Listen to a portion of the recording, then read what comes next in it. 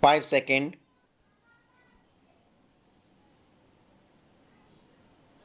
Start.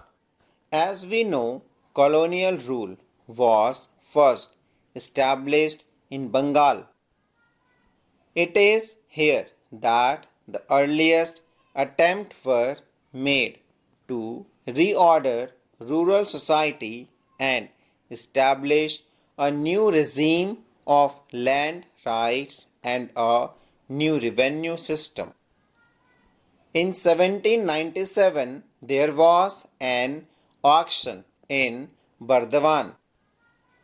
It was a big public event.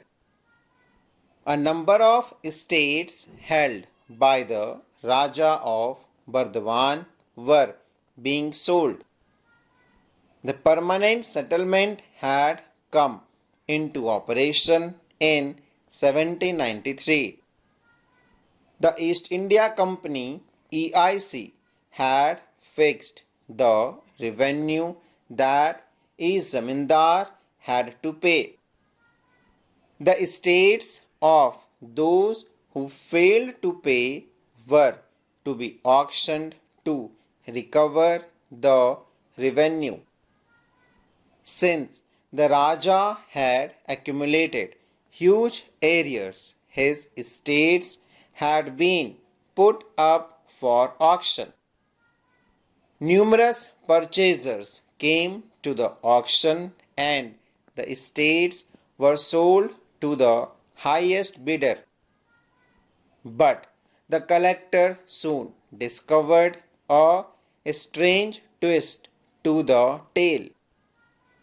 Many of the purchasers turned out to be servants and agents of the Raja who had brought the lands on behalf of their master.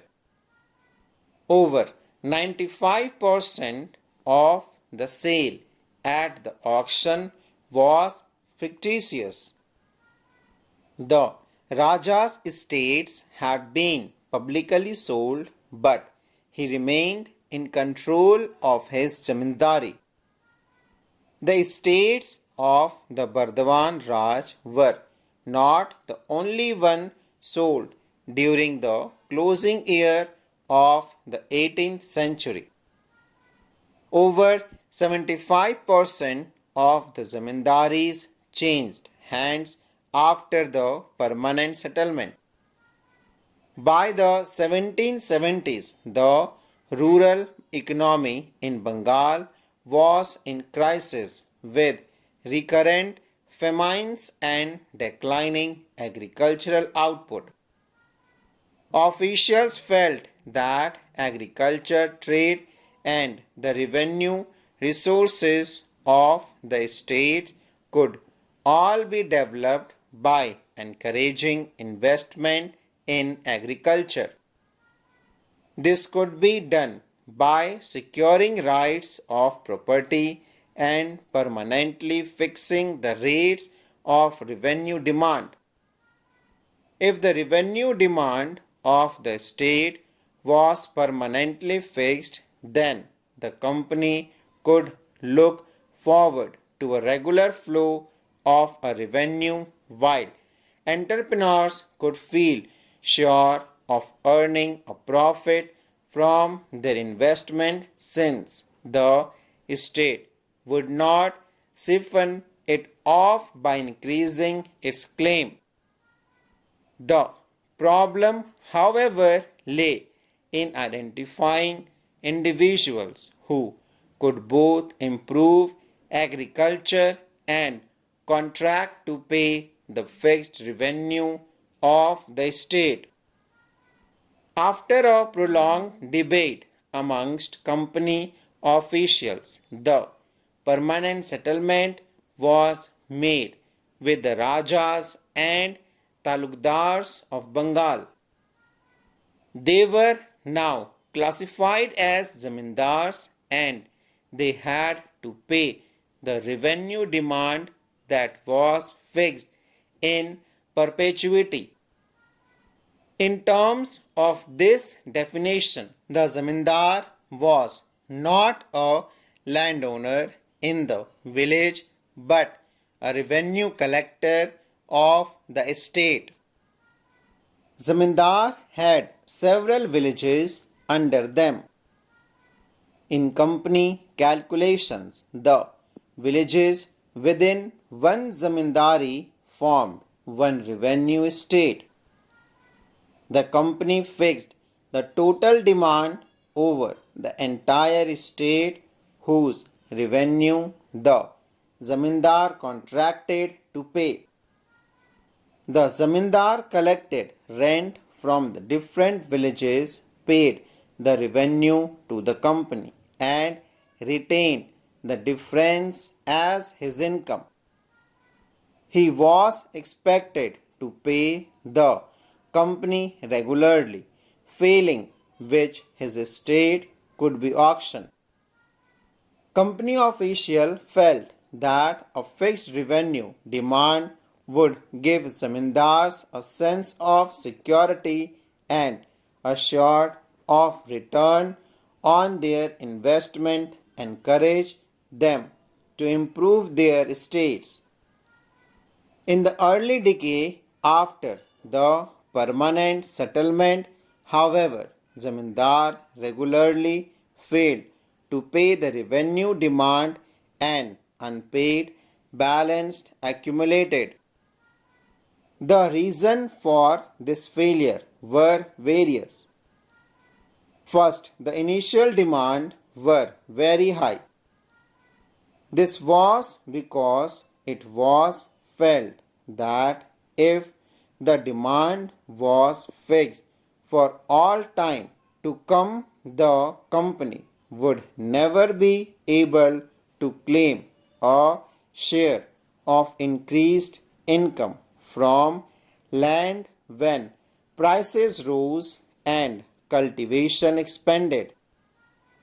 To minimize this anticipated loss, the company pegged the revenue demand high, arguing that the burden on zamindars would generally decline as agricultural production expanded, the prices rose.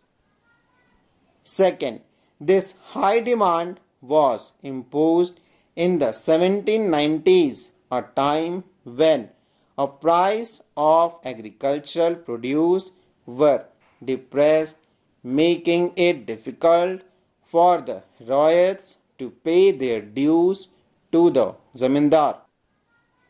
Third, the revenue was invariable regardless of the harvest and had to be paid punctually.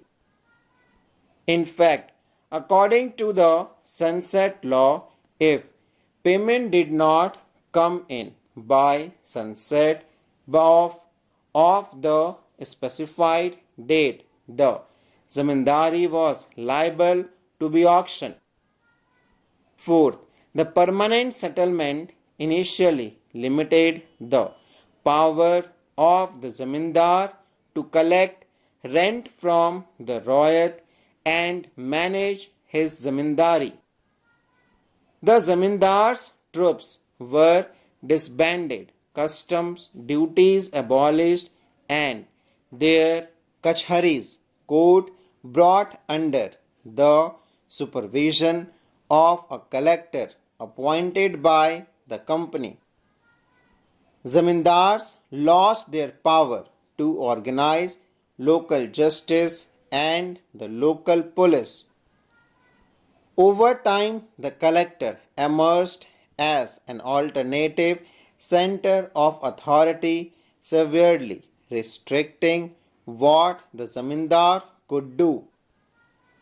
Sometimes bad harvests and low prices made payment of dues difficult for the royats. At other time, royat deliberately delayed payment. Rich royats and village headmen, jotdars and mandals were only too happy to see the zamindar in trouble. The zamindar could therefore not easily assert his power over them. Zamindars could prosecute defaulters, but the judicial process was long drawn. In Bardhawan alone, there were over 30,000 pending suits for arrears of rent payment in 1798 full stop.